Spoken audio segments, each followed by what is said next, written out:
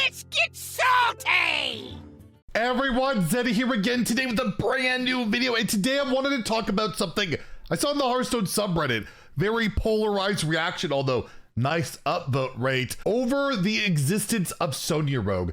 Basically combo decks. I want to talk about, should these decks exist in Hearthstone?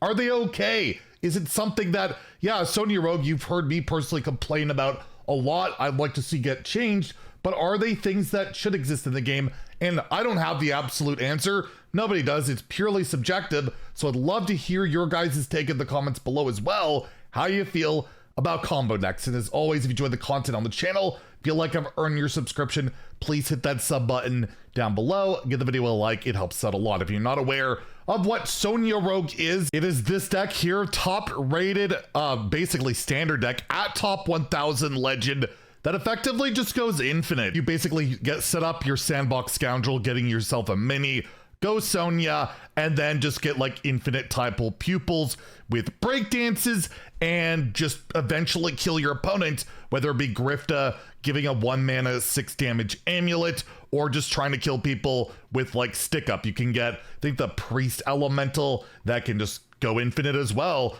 With your sandbox scoundrel, you can make it 1, and it can basically go infinite as early as turn 5. We've highlighted it a couple of times, but there has been discussion over the deck. Is it existence okay in the game? And you know, my first reaction is no. It's an infinite deck. It could go as early as turn 5, and that's really frustrating. But I wanted to hear the other side of the argument. I think it's very important to not just echo chamber yourself and listen to what you want to hear. And yeah, this Reddit thread said, the existence of Sonia Rogue as a deck is healthy for the game.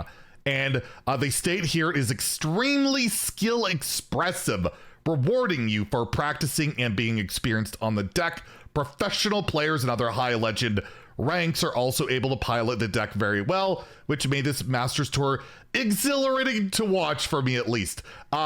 There is definitely signs that it's a skill heavy deck, or more skill intensive than most. If you take a look at the stats at Miracle Rogue and Diamond Legend overall, like 45% win rate. Pretty rough. When you go higher though, at Legend, I believe it moves up. Actually, it moves down the archetype as a whole, but top 1000 Legend, you're 50%. And if you go to more refined lists like the one we looked at, the numbers obviously get better. This is the archetype as a whole, so other stuff's going to be lumped in there. But you can see the better you play it, the better things get. If we just take a look at the more refined list as an example here, at Diamond through Legend, it's at 50%, at top 1000, 57. But again, at a 266 game sample size, really small, but you can see the argument, right? The better you play it, a lot of these decks, it'll fall off in the inverse, where you take a look at the HS replay stuff, and oftentimes you'll see like Hunter and Paladin at the top, but at high legend, they're never the best decks, because there's a certain time where, you know, there's only so much you can get out of the deck. It's more counterable and all that. And so that's the argument. So there's some validity. It's a more skill intensive deck. I think the skill cap of it is exaggerated to a large extent. I know there are a lot more skill heavy decks out there, at least from my time in Hearthstone. Topsy Turvy Priest being one of them. That deck literally broke my brain. I could never play that worth a damn, but watching someone like a Dog play it, or I think it was Toast trying to navigate it, and they have like calculators. It was crazy. It was something completely out of this world. And I think old maybe Patron Warrior, I know like Zigzo apparently had like the highest ever win rate on ladder, according to the devs. Like Ixar said it in the AMA, like we played it so well. So there are some other decks that come to mind, but yeah, that's out there. The next point, it has a lot of counterplay. Put enough stuff on the board and the rogue dies. Any of Cult Neophyte, Speaker Stomper, Cold Feet, and to some extent Custom Enforcer, Razor Scale are essentially just a free extra turns. There's a lot more that you could do to lock out the rogue out of the game with other combo decks. And this argument I've always hated.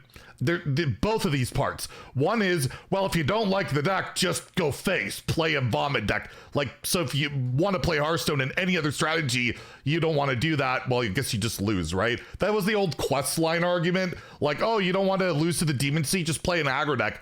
What if I don't want to? You know, all my matchups are just the Demon Seed, right? I don't think that's a very good argument. And then the other argument is to run cards you don't want to play in your deck. Like, I feel like if any time an answer or the main reason to counter a deck is to play tech cards, that's not fun. That's what wilds turn into. I used to love playing Reno decks, and now every Reno deck is just a giant greed pile of tech cards with no win condition. That's not a lot of fun either. So for me, this point of like, yeah, counterplay of like garbage tech cards that make your deck worse against every other matchup most of the time is really frustrating. And yeah, some people don't want to play super aggressive decks or are the control enthusiasts or mid-range, right? Mid-range gets stomped on this stuff too. It's cheap, it's pretty minor, but only takes 2 legendaries to craft, make it free to play friendly. I mean, that's nice, but as I said, it's minor, not really ever going to factor into like balance decision. It's not broken, despite it being a very skill expressive deck. Even at top legend, it's not the best deck, which we've seen a lot of people at rank 1, people win Masters Tour with it. It's very subjective saying it's not broken because it's not the absolute best deck, but what it does is broken, right? I don't think you can argue infinite Sonia pupil healing removal. That's a pretty broken thing. But to be fair, everything in Hearthstone these days is broken, right? So which is the broken thing that's acceptable? That's always being there. So the deck being skill intensive, extremely skill intensive is the most positive feature. Non-legend players don't have to worry about it, and legend players have an option to express their skill. And that's like implying that no other decks are really skill expressive. I think every deck in the existence of Hearthstone, even your aggro decks that I like to meme on, that aggro decks are some of the hardest decks to play in, requires skill. The win rates will always be maximized by the better players, but yeah, some decks are harder to pilot than others. So at the end of the day, is this a type of deck or any combo deck that hits that criteria? Should it be a thing? And in my opinion, no, I don't think a deck like Sonia Rogue should be a thing where it can effectively lock anybody out of the game through infinite mana as early as turn 5 and 6. To me, that's wild. That's, you know, remember the old Shutterwalk Shaman days? You could argue the same things of like, you could try and disrupt it with a Cold Feet, you could try and Wrath or Shutterwalk, but once that infinite chain goes, it was very frustrating. And that was a 9 mana card that required a ton of setup. This doesn't require a ton of setup. This requires you to draw those cards. And that's about it. You don't have to play anything for the most part. One Sandbox Scoundrel and all of that. So for me, this deck, and someone who does happen to play a high legend, and I do run into it, is too frustrating an experience. And it does have the trickle down effect that it's not just, you know, the legend players complaining about it. It seems to be everybody except the people that enjoy playing this deck. And that's usually not enough to really warrant it. I do think it's a moot point though. We'll have our nerf prediction video in a couple of days. And I do think Tidal Pupil is the only card that I can guarantee right now is going to get nerfed, likely to 2 mana. So it's, you know, not as abusable with Sonia, but it's overperforming in like every deck it's in. It's mostly enabling just a ton of extra burn damage. It's something that Blizzard typically doesn't love. And they do love nerfing around cards like Sonia and Shadow Step, so it would be perfect for that. But I did want to talk about, like, what is an acceptable combo deck, at least by me? And for me, the criteria has always been something that you have to set up, you have to work for, something that's minorly telegraphed so your opponent has realistic counterplay options, not just, well, I cold feet this turn and I guess I'll just, you know, do it on turn 7. Like, what am I gonna do? Cold feet on turn 5 or 6? Like, it just, you can't do that forever. You can only do it like 1 or 2 times unless you're pupiling it. And I want to use an example, one of my favorite decks I used to play. It got rank 1 legend for multiple people. I don't think it ever got nerfed that I'm aware of. You could correct me if I'm wrong.